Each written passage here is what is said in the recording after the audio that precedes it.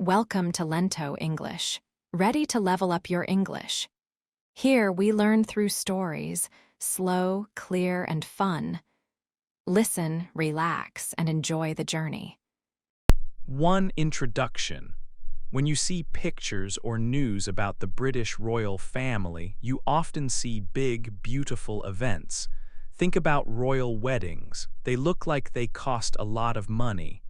You might also see large palaces, expensive clothes, and travel to different countries. These things make people wonder, just how rich is the royal family? Do they have a lot of money? It is a good question, but finding a simple, clear answer is quite difficult. The financial situation of the royal family is not fully public. Much of it is private. Also, the way they get and use money is complex. It involves different old rules and systems that have been in place for a very long time. So, saying one simple number for their total wealth is not easy or always correct. In this book, we will try to make this complex topic easier to understand. We will explore the different ways the British royal family gets its money. We will look at the main sources of their income. We will learn about money that comes from the government, which is paid by the people of the country. This money helps the family do their official jobs and look after important buildings. We will also learn about money that comes from land and property that the family has owned for many centuries. This is a private source of income for the head of the family and the person who will be the next head. And we will look at the money and things that the Queen and other family members own personally. These different sources work in special ways. Understanding them helps us see the full picture of the family's money. However, the story of the royal family and money is more than just numbers and buildings. It is also about the long history and traditions they follow. It is about their role and the work they do for the country and the world. This is often called public service. And it is about their fame and image around the world, which some people call their brand. These things are also a big part of what the royal family is and how people see their value. So to understand the royal family's wealth, we need to look at the private money, the public money, the history, the work they do, and their global image. We will look at all these parts to understand how the British royal family is supported and what their wealth truly means in today's world. Let's start our journey to discover more about this interesting topic. 2. How much money does the Queen have? Who is the richest person in the British royal family? It is Queen Elizabeth II. People often ask how much money she has. It is difficult to know exactly because her personal money is private. But some people who study money have made a guess. One guess is that the Queen's personal money is about $530 million. This might sound like a lot of money, and it is. However, if you look at the richest people in the world today, the Queen's money is not enough to be on that list. There are many business people and others who have much more money than this. So, while the Queen is very rich, she is not one of the richest people on earth. Where does this money come from? The Queen gets money from different places. It is a little complex, but we can think about three main sources. These are the three ways the Queen gets her income and her personal wealth. The first source is her own personal money and property. This is wealth that belongs to her as a person, not because she is the Queen. This includes things she received from her family, like her father. It also includes money from her own investments. The second source is called the sovereign grant. This is money the Queen receives every year from the government. This money comes from people in the United Kingdom who pay taxes. The sovereign grant is used for the Queen's official work. For example, it pays for travel to different places, for the people who work for her, and for keeping some of the royal houses in good condition. The third source is called the privy purse. This is money that comes from some old land, buildings, and other things that have belonged to the royal family for a long time.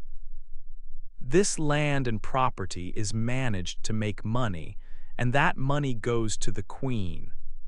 These three sources her personal wealth, the sovereign grant, and the privy purse, are the main ways Queen Elizabeth II gets her money. Understanding these helps us see how the royal family is supported financially. The next chapters will explain more about each of these sources in detail. 3. Money from the people. One way the royal family gets money is called the sovereign grant. This is a payment that comes every year from the government. The government gets its money from the people who live and work in the country, the taxpayers. So the sovereign grant is money from the people. This money is not for the Queen or the royal family to spend on personal things. It has a special purpose. The sovereign grant helps the Queen do her job. Her job includes many official duties, like meeting people from other countries or going to important events. The money pays for the costs of these duties. It also pays for travel when the Queen and other working royals need to go to different places for their duties. Another important use for this money is paying the people who work for the royal family. Many people are needed to help with the official work and manage the royal households. A big part of the sovereign grant is used for keeping the royal palaces in good condition. These are very old and large buildings like Buckingham Palace. They need a lot of work to stay safe and beautiful. The money helps pay for repairs and cleaning and making sure the buildings are looked after. Thinking about how much money this is for each person in the country, it costs about the same as buying one stamp for a letter each year. It is a small amount from each person, but together it makes the sovereign grant. Why does the government give this money to the royal family? This system started a very long time ago. In the past, kings and queens owned a lot of land. But one king, King George III, made an agreement. He gave the income from his lands to the government. In return, the government agreed to give the royal family a fixed amount of money each year to do their job. This was a deal to help both the government and the monarchy. This old agreement is the reason for the sovereign grant today, connecting the monarchy's work to money from the people. 4. The family's private land. Besides the money from the government, the king or queen has another way to get money. This is called the privy purse. The main part of this money comes from something called the Duchy of Lancaster. The Duchy of Lancaster is a special collection of land, buildings, and other things that make money. It has land in many different places. It also owns farms, houses, and shops. All these properties make money. The income from the Duchy of Lancaster is private. It goes directly to the person who is the ruling king or queen. This income helps them pay for private costs and some official duties. The value of the Duchy of Lancaster is very large, around $700 million. Every year it gives the king or queen a large amount of money, about $25 million. There is another similar collection of land and property. This is called the Duchy of Cornwall. This duchy works in the same way. It owns land, buildings, and other assets. The Duchy of Cornwall is also very large. It includes about 130,000 acres of land. It has castles, holiday houses, and even a sports area. The money made by the Duchy of Cornwall does not go to the king or queen. It goes to the person who is next in line to become king or queen. This person is called the heir to the throne. Today, the heir is Prince Charles, so the income from the Duchy of Cornwall goes to him. This money helps Prince Charles pay for his public work and support his family. For example, in 2019, some of this money went to his sons, Prince William and Prince Harry. Prince Charles's total wealth is estimated to be around $400 million. So, the privy purse, mainly from the Duchy of Lancaster, gives money to the king or queen. And the Duchy of Cornwall gives money to the person who will be the next king or queen. These two duchies are important parts of the family's private money. 5. The Queen's personal property. We have talked about the money the Queen gets from the government and the money from the Duchy of Lancaster. But the Queen also has her own money. This is her personal wealth. It is separate from the money that comes from the state or the duchies. Her personal wealth includes things that belong only to her. She has private estates. These are like large houses with land. She has two main ones. One is called Balmoral Castle. It is in Scotland. The other is called Sandringham Estate. It is in the English countryside. These are not properties that belong to the state. They are the Queen's private homes. The Queen did not buy these homes herself. She got them from her father. She inherited them after he died. These two estates are worth a lot of money. People think they are worth hundreds of millions of pounds. The Queen's personal wealth also includes other valuable things. She has her own collection of art. She also has her own collection of jewelry. These are not the famous crown jewels which belong to the country. These are her private things. She also has money invested in different places. This is called an investment portfolio. Besides these properties and things, the Queen also has income from her hobbies. One of her hobbies is horse racing. She owns horses that race. When her horses win, she earns money. It is reported that she has earned millions of pounds from horse racing over many years. This money is also part of her personal income. So, the Queen has her own money and things that are completely private. This is different from the money she gets from the government or the income from the Duchy of Lancaster. Her personal property includes her private homes, her collections, her investments, and income from her interests like horse racing. It makes up a part of her total wealth. 6. What they do not own. Sometimes people think the royal family owns everything that is very valuable and connected to them. They see the large palaces, the famous art, and the sparkling jewels used for important events. They might think these things are part of the Queen's personal wealth or the family's private money. But this is not true for many of the most valuable things. There are two main things that are often linked to the royal family, but are not their private property.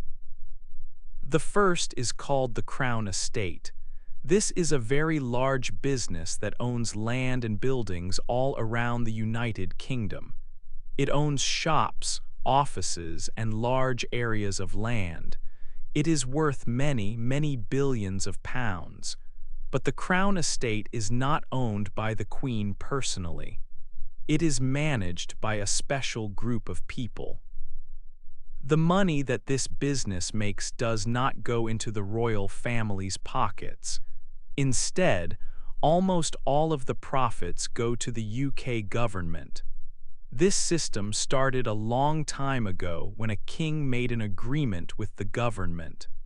The second important thing is the Royal Collection Trust. This is a collection of very famous and valuable items.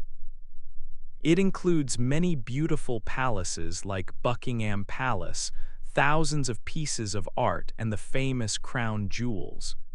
These are the special crowns and jewels used for coronations and other big ceremonies.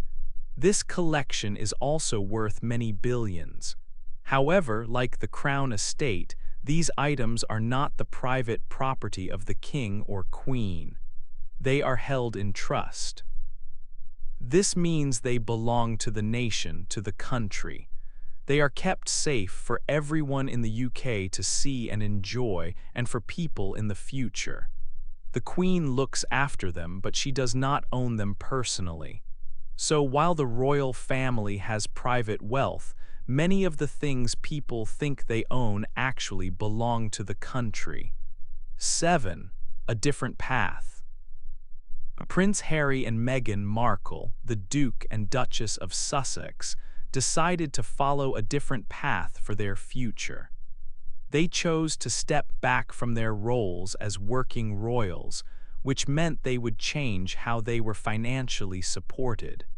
When they were working members of the royal family, they received money from two main sources.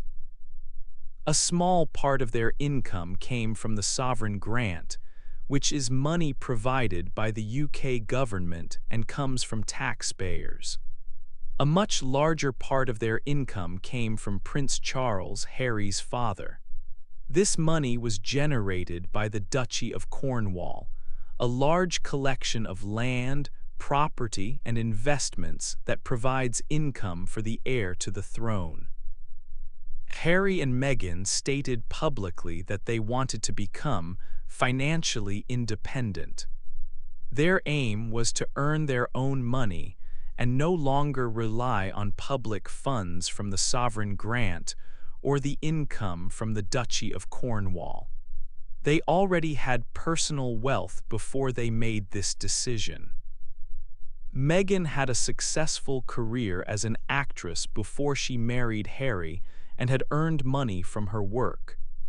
Prince Harry also received an inheritance from his mother, Princess Diana, after her death. By choosing this new path, Harry and Meghan stopped receiving the money that came from the sovereign grant and the Duchy of Cornwall. This allowed them to pursue various independent jobs, projects, and business activities to earn their own income. However, their decision also led to a public debate. Many people questioned whether it was right for them to use their royal titles and their connection to the monarchy, which is a very famous brand, to build their own private businesses and earn money. Traditionally, members of the royal family who work for the crown do not have separate jobs or earn private incomes in this way. Their role is seen as public service, supported by the established financial system. Harry and Meghan's choice presented a new model for younger generations of the royal family. It raised important questions about how royals can balance their traditional roles with the possibility of having independent careers and finances in the modern world. It suggested that the long-standing financial rules and expectations for the royal family might need to change or become more flexible in the future. This different path highlighted the challenges and opportunities of being a modern royal figure. 8. The monarchy's real worth. We have learned about the money the royal family has. we saw where their money comes from. There is money from the government, money from their land, and their own private money. But thinking about the monarchy's worth is not just about counting pounds and dollars. There is another idea. Think about the monarchy like a very famous company or product. It has a brand. This brand is known all over the world. This famous brand brings value to the country, the United Kingdom. How? Many people come to the UK because of the royal family. They visit palaces and places they have seen on television or in the news. This is tourism. Tourism brings a lot of money to the country. Also, people all over the world are interested in the royal family. News about them is watched and read by millions. This global interest is like free advertising for the UK. It makes people think about visiting or doing business with the UK. Experts have tried to measure this value. Some say the monarchy's brand brings in more than £1 billion to the UK economy every year. This is a very large amount of money. It comes from tourism, media deals, and other things related to the royal image. So, when we think about the monarchy's worth, it is a complex picture. There is the family's private money, which is a lot but perhaps less than some people think. There are the public funds they use for their official work. And there is this large economic value that their brand brings to the country. The true worth of the monarchy is a mix of these things. It is not just about how much money one person has. It is about the money they use for their job and the money they help bring to the UK economy. This way of funding and valuing the monarchy is very old. It has changed over time, and maybe it will change more in the future. But for now, this mix of private money, public money, and brand value is how the monarchy works.